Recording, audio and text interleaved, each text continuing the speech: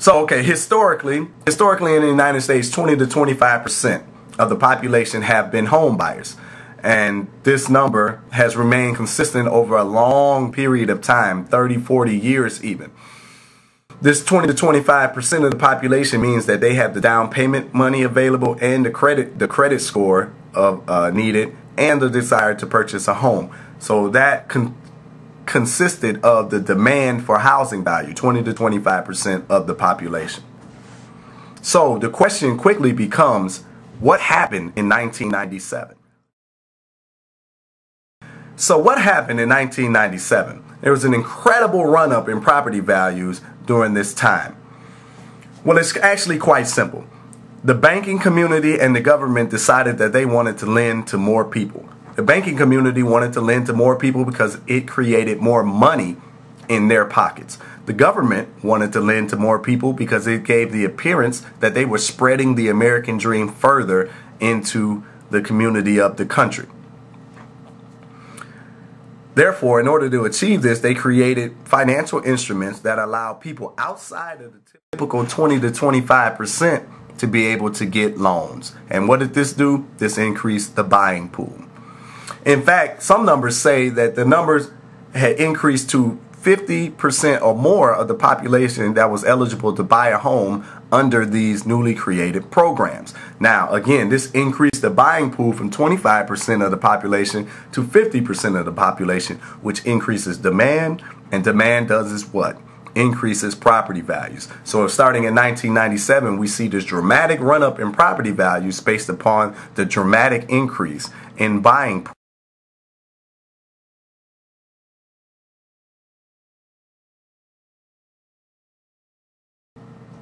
Today, our property values are plummeting, and no one really knows where the bottom is located. But my argument is, once property values do settle, that they will remain stagnant for the next 35 plus years. Why? Why? Property values will remain stagnant for the next 35 plus years or more because most, if not all, of these loan programs that increase the buying pool will not be available in the future.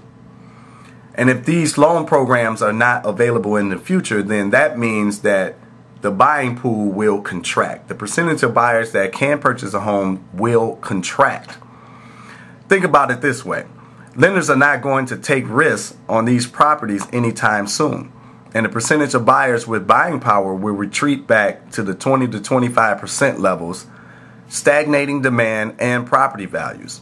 I have two friends in the financial sector that believe that property values will actually further increase than I think. I'm the optimist in the group because they think that the lenders will pull that number back somewhere between 10-15% instead of 20 to 25% that has been the historical norm. They're thinking the industry will overcompensate for the errors and adjustments that they made in the past.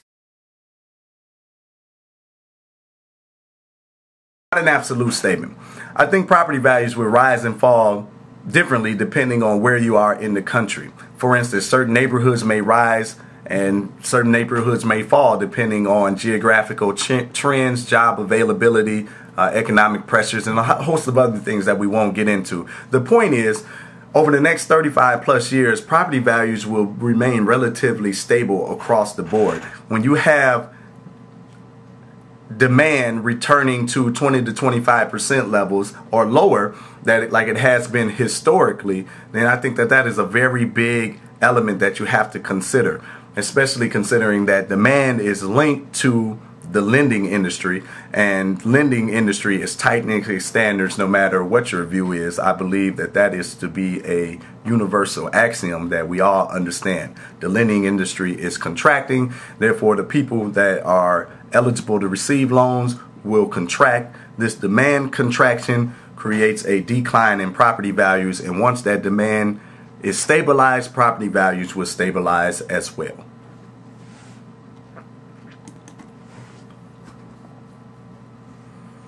So oftentimes I'm asked, how would property values ever rise again? Well, again, it's a simple case of supply and demand. When demand increases in a particular area or demand increases across the board in the United States, property values will rise. How is this will this ever become possible? Well, once if the government decides to step in and expand, say, FHA's role in the marketplace, where they're loaning to more and more individuals, this could possibly increase property demands. Or if the government creates an additional program to increase that 20 to 25% back out to, say, 30-35%, or whatever the case may be, you will have an increase in property demand. Or if the private sector, the banking industry, steps up and decides that it wants to lend to additional individuals again, then you may have another increase in property demand. But all of this is unlikely, at least in the next 20 to 30 year period, in my point of view. Therefore, I believe property values will remain stagnant. So property values are declining at an alarming rate in today's society today, 2009. So where is the bottom of the market? Well, again, I don't like to try to predict the bottom of the market. Fortunately, Shiller, the author of the particular graph that I'm using, he has. And in his statements, property values will return to the 1996-97 levels. And that is a long way to go from where we are currently, if you aren't aware. Take a look at the graph. You can see where we are according to Shiller, and you can see where we're going according to Shiller. And yes, it's quite a fall from where we are currently. Now, he's basing this theory on the previous two boom and bust that we had in the 70s and the 80s. If you look at the chart again, you recall those two booms went up and went down, but they returned to their previous levels after the boom was over. So Shiller is basing this larger hump on that one and saying that property values will return to the 96-97 levels where they started right before the increase. So hopefully you can make your choices based upon that. I would be thoroughly interested in hearing your comments, your thoughts, your opinions. Please. So that's it. Property values will remain stagnant for the next 35 plus years or more, because demand will decrease from 50% back to the 20 to 25% like it has been historically over the last 120 years or so in this country. This shrinkage in demand will bring property values down, as we've already seen over the last 2 years in this country.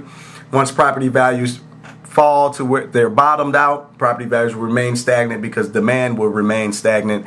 And we will realize that this last 12-year period of property value run up is not the norm. It's atypical to our society, and in fact the norm is a stagnant property values where everything is stable. Investing is different. Flipping properties might not be as relevant as they are in the future. So what is the question for investors? Cash flow, like it has been historically. There's no guesses about this business, and it's a wonderful business still to be in if that interests you at all. So with that, it's your host, Freddie Taylor, with Business Branding and Blogging, signing off, but reminding you to be extraordinary, be remarkable, and be you.